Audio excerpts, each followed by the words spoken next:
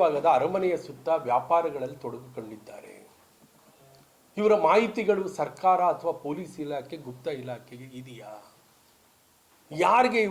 ಯಾರು ಇವರಿಗೆ ಅನುಮತಿ ಕೊಟ್ಟಂಥವ್ರು? ಮೈಸೂರು ನಗರದಲ್ಲಿ ಫುಟ್ಪಾತ್ ವ್ಯಾಪಾರ ಅಂತಕ್ಕಂಥದ್ದು ಮೊದಲಿಂದಲೂ ಇದೆ. ಅದಕ್ಕೊಂದು ಸಾಂಪ್ರದಾಯಿಕವಾದಂತಹ ಸ್ಪರ್ಶ ಕೂಡ ಇದೆ. ಅದನ್ನೇನು ನಾನು ಇಲ್ಲ ಅಂತ ಹೇಳಲ್ಲ. ಆದರೆ ಇವತ್ತು ವ್ಯಾಪಕವಾಗಿ ಫುಟ್ಪಾತ್ ವ್ಯಾಪಾರಿಗಳು ಹೆಚ್ಚಿಕೊಂಡ್ಬಿಟ್ಟಿದ್ದಾರೆ. ಹೆಚ್ಚಿನ ಅಂಶ ಹೊರ ರಾಜ್ಯದವರೇ ಆಕ್ರಮಿಸ್ಕೊಂಡಿದ್ದಾರೆ ಅಂತಕ್ಕಂಥ ಅಂಕಿಅಂಶ ಇದೆ.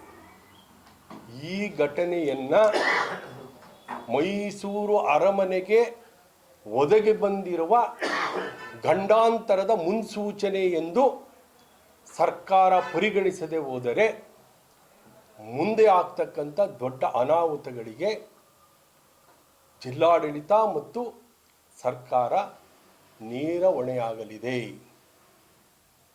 ಇದಕ್ಕೆ ಬದ್ಧತೆ ಇದ್ದರೆ ಈ ಪ್ರಕರಣವನ್ನು ಹಗುರವಾಗಿ ತೆಗೆದುಕೊಳ್ಳುವಂಥ ಉಡಾಪೆ ಧೋರಣೆ ಇದ್ದರೆ ಈ ಕೂಡಲೇ ಅದನ್ನು ನಿಲ್ಲಿಸಲಿ.